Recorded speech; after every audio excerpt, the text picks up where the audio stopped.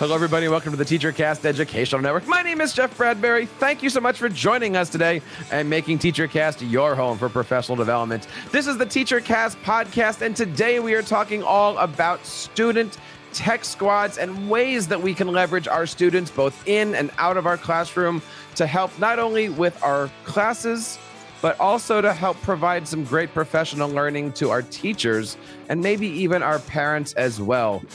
I hope you guys are doing well. Of course, as we go through here, everybody's looking around to figure out what they're doing, how they're working with this whole distance learning thing. If you guys have any questions, please head on over to teachercast.net. Find us on Twitter at teachercast. And of course, leave us a voice message at teachercast.net/voicemail. I am so thankful that so many of you guys have reached out, are asking questions, asking for videos, anything that TeacherCast can do to help you guys out at this time. We would love to have you guys be a part of the TeacherCast Educational Network.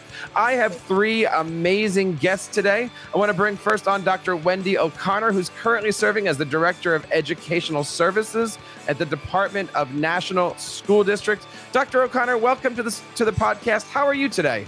I'm excellent. Thank you. Tell us a little bit about yourself. What are you doing these days?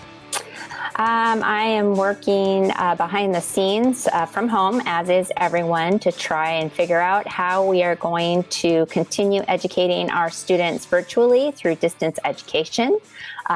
We have had 2 weeks of spring break. Well, we're on our second week of spring break. So it's given us a little bit of time to figure out what our next steps are.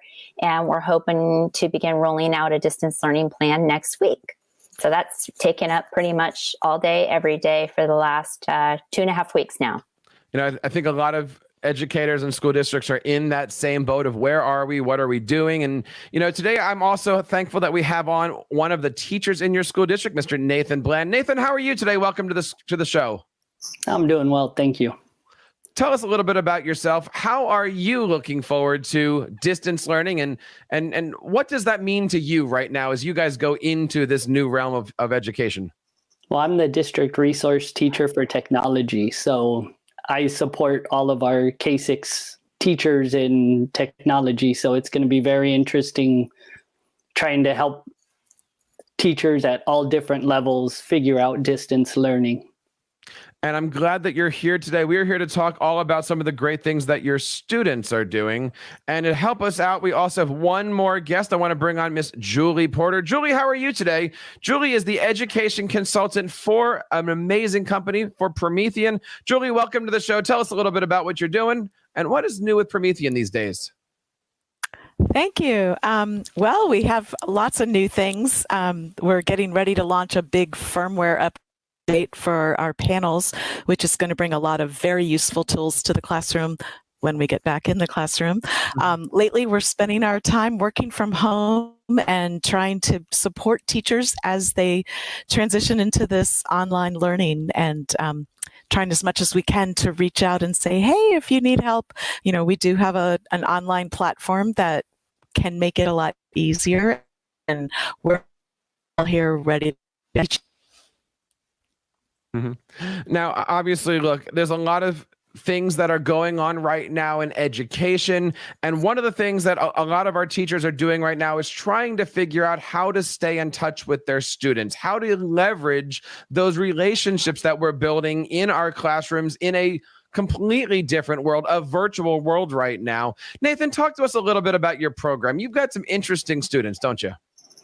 Yes, we created tech squads at each of our 10 elementary schools, where the students are like the mini tech team at each school, where they help with problems with Promethean boards, with computers, with Chromebooks, iPads. So they're kind of that first step to help teachers out when they need help. Talk to us a little bit about how that whole project got started. Is it a new project, something that you have been doing for a while? I can speak to that. Sure. So we were piloting some of the Promethean panels about 1.5 years ago or so. And at that time, I was new to the district, and I was really excited to get out to the classrooms and see how these panels were being used and kind of, where we were in the pilot process. And I went to a 6th grade teacher's classroom, Jamie Hill, And I had been to many classrooms prior to that. And the teacher, of course, shared with me, the great things they were able to do with their Promethean panels. But what was different in Jamie's class is instead of, having me sit down and listen to her talk about the panel, she immediately introduced me to about 6 of her students and said she was going to head to the other side of the class. She was doing a small group lesson with some of her other students. She said, "You're in good hands with my tech squad." And the 6 students or 5 or 6 students, went on to provide a demonstration for me of everything they knew about the Promethean panel. But then, time ended, and Ms. Hill said, "Okay, guys, we're going to go on and we're going to do a whole group lesson now." And they were just so excited to show me everything. They were sad to have to stop showing me what they knew.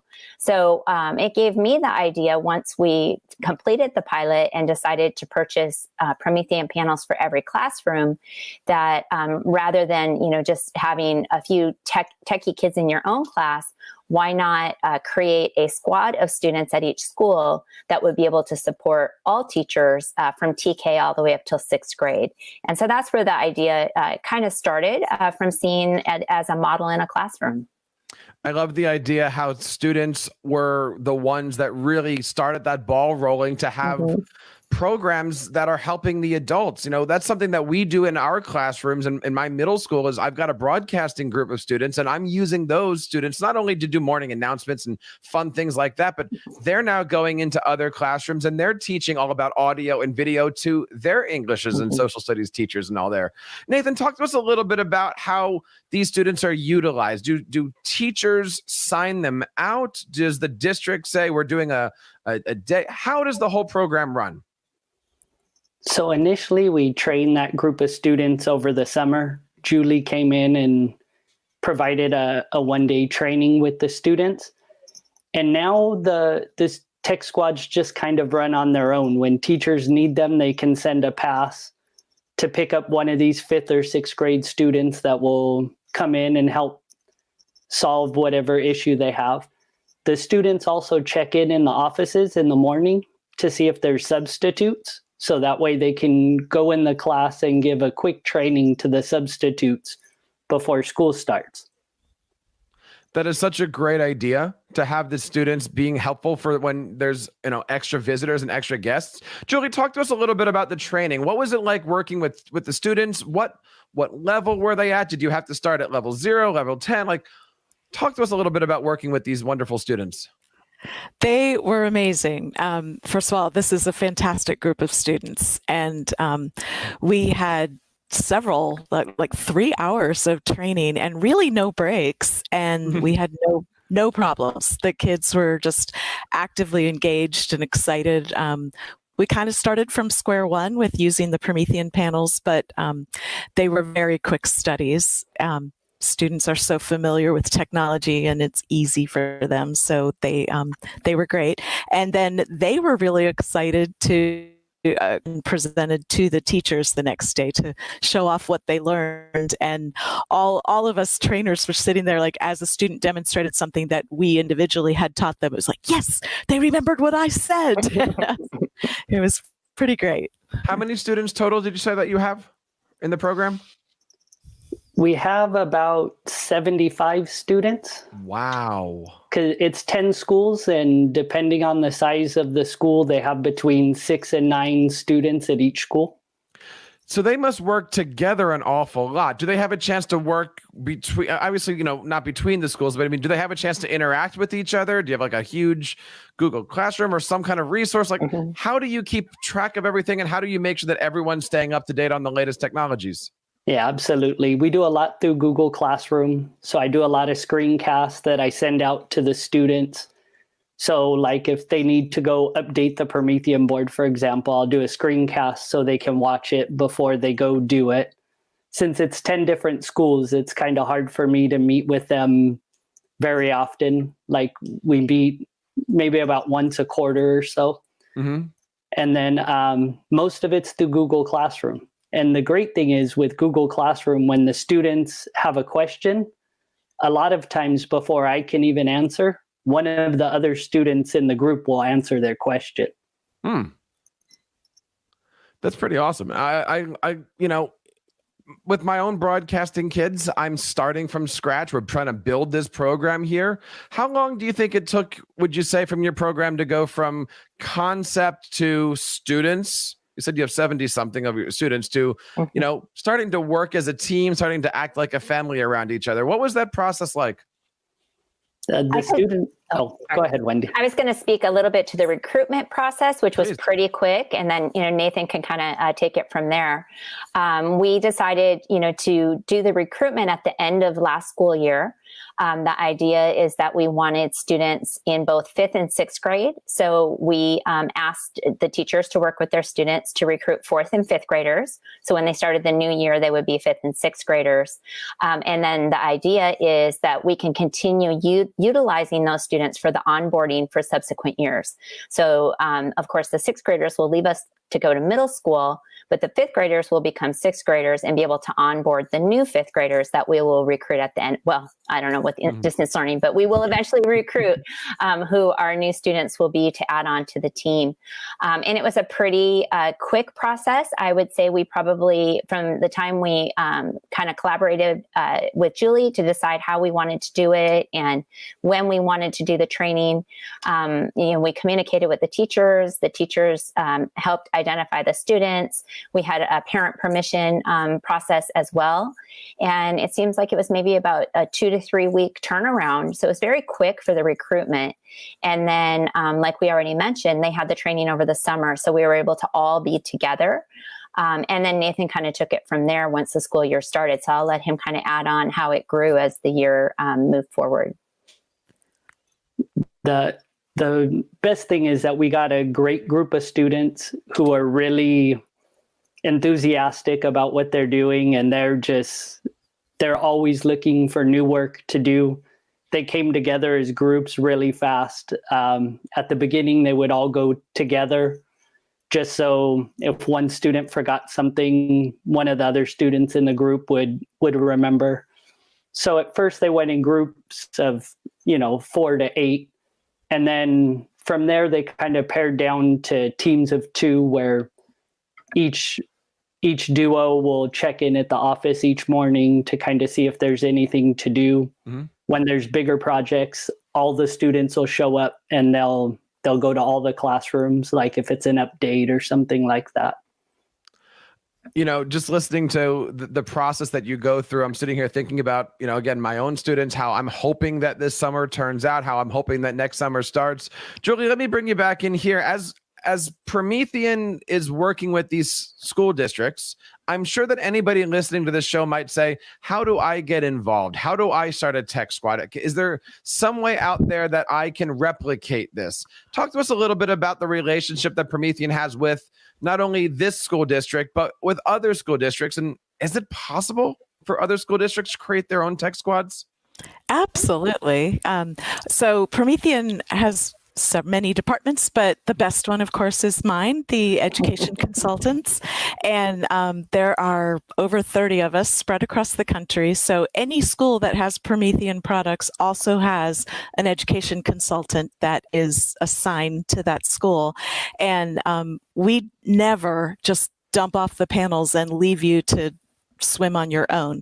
The education consultant should be in touch with you all the time, offering training, available to answer questions and all of that. So when we had the meeting where Wendy first brought up this idea, I remember I was just like, oh, this is such a great idea. I can't wait to be part of this. And brought it back to Promethean and said, hey, can we support this? And they were absolutely excited about it. So we provided T-shirts for the kids that were much too large, so they all looked like they were wearing Promethean dresses. And but Promethean in general is very excited about this program, and any of the ECs would be really happy to help any other schools implement it. I love that, of just being able to work out there, help out, get them gear that they can wear, feel proud, feel part of that team. Was there a budget involved in any of this stuff? I mean, in order to start this up, it seems like it's just student learns the knowledge and then turns it around. But, Dr. O'Connor, is there a budget for the program, supporting 70 some students here? Really, there hasn't been any need to create a budget. I know when we did the training, Promethean donated the t-shirts and donated pizza for lunch that day. And beyond that, everything's just been kind of moving forward organically. Not that we couldn't, think about a budget and how to enhance it, but we really have not needed to. It hasn't been a necessary piece. So, I think the reward of just being part of this team and being able to, move forward with technology for our teachers, our students, and our whole staff has, really been the goal. And we've done it without having to spend a dime. Now, obviously, we're in a spot right now in education where there's a lot of unknowns, but there is going to be a point in time where we get back together, get the classroom together, and return to a sense of normalcy. I want to start with Nathan here. What do you see the future of your program being? All things considered, all things equal here. As you move forward, where would you like to see your program grow? And what do you see? How do you want to see your program evolve over the next year, maybe two, as you move through this process? Well, we initially just started with the students kind of helping with the Promethean boards. But as this year has gone on, they've started helping with Chromebooks. We did an iPad rollout for our K2 students. So the students have done a lot of work with teachers on the iPads. And I think iPads will kind of be our big next step. One of the really cool things that happened just a couple weeks ago is I was showing the students how to use Apple Classroom. And the group that I was teaching, I told them, do you guys feel comfortable going into individual teachers' classrooms and kind of helping them get started if you need to? And these little fifth graders go, well, why don't we do a staff meeting for all the teachers where we can just teach them all at one time? And I was like, you guys would really want to go teach all the teachers at that school? And they're like, absolutely. So I'm hoping that we get to the point where this Tech Squad group could not only help the teachers, but also go do some professional development. I mean, that's some real world learning for the students there. I think that's a perfect idea for that. I mean, Dr. O'Connor, where would you like to see this? I know you're overseeing the program. You've got a lot of hats in the district. Where would you like to see this expand? I mean, again, all things considering about where we are in this world educationally, I would assume that you were planning to have training part 2 this coming summer. What were you looking forward to, and how would you like to see this evolve? Well, I was looking forward to, just following a similar process to what we did last year, where we recruit that next group and we kind of build in an onboarding opportunity where the older grade students train the younger grade. I think that will probably still happen. We just don't know the timeline of that. But, now that we're moving into this distance learning, as I mentioned, we've been on spring break, so we haven't rolled it out yet. But I would love to be able to kind of brainstorm with Nathan and Julie, outside of this podcast, how these students might support our teachers, because one of our challenges we know is going to be teachers who are maybe a little bit anxious with technology are really going to struggle with distance learning. And maybe the tech students at that particular school could, be on call or something. I don't know. We can kind of brainstorm, how we might be able to use them to support teachers. And I also think those students could be a great group for us to gather feedback as we roll out distance learning. I had an opportunity to join a 2-day webinar with Discovery Education last week about distance learning. It was amazing. It was wonderful.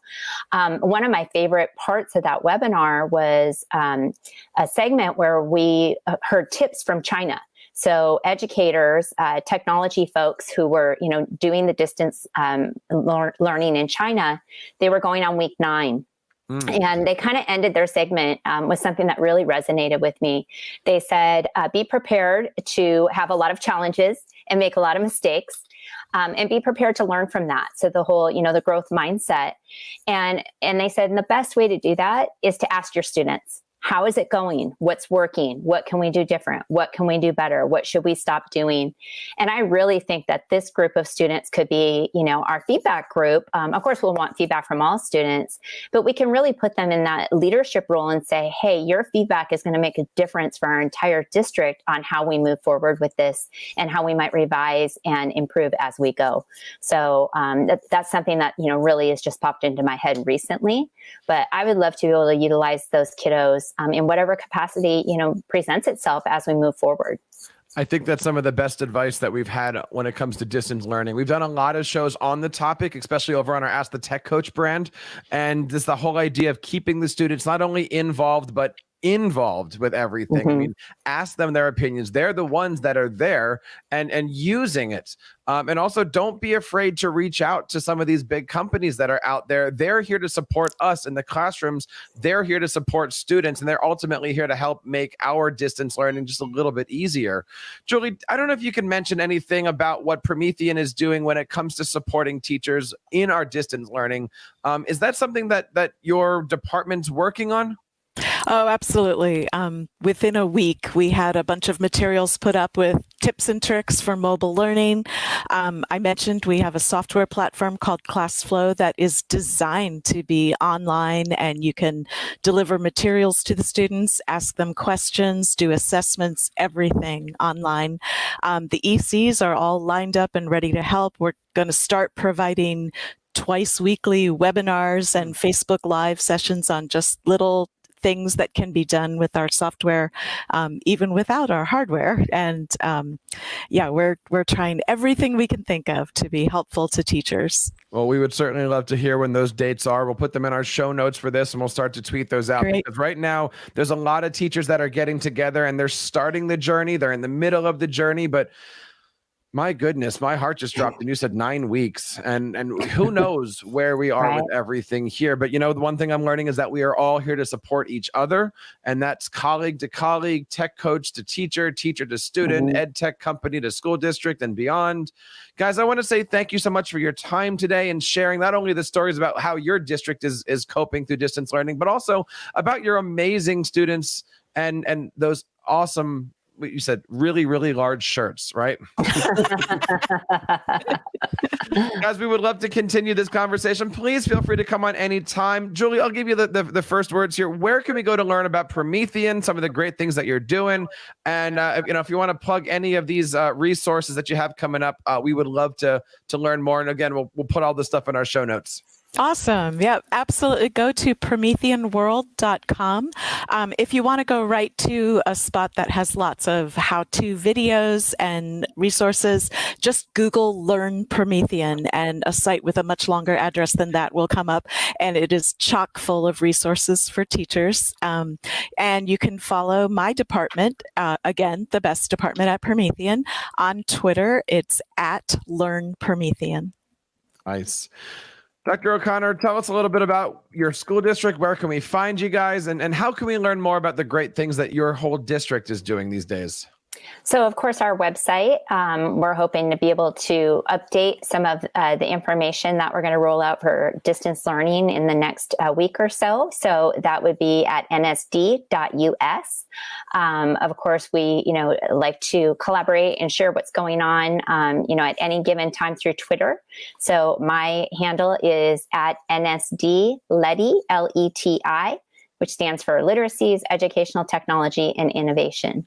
And the hashtag NSDNow will also pull up any tweets that have been identified as part of the National School District. Well, thank you so much for being on. Nathan, somebody who's in the front lines, we would love to hear from you. What are you thinking about as you're moving into distance learning, and how can we reach out to support you, your students, and really keep in touch with what's going on with you and your program? Right now, I'm just looking at all the different programs we have at our district, and so many of them can be used in distance learning. So now it's just trying to get all of our teachers ready to go with so many different options that they can use. And I can be found on Twitter at Nate Bland. That's at N number 8 BLAND. Guys, I want to say thank you so much for your time. And of course, saying thank you to Promethean for making today's program available to everybody. And you know what? As we said earlier, we are all in this together, and you guys can be a part of the TeacherCast Educational Network. Check us out over on teachercast.net. Support this and all of our programs. Join our newsletter. Find us on Twitter at TeacherCast. And of course, if you want to reach out and ask me any questions about distant learning, coaching, podcasting, you name it, you can head on over and go to feedback@teachercast.net.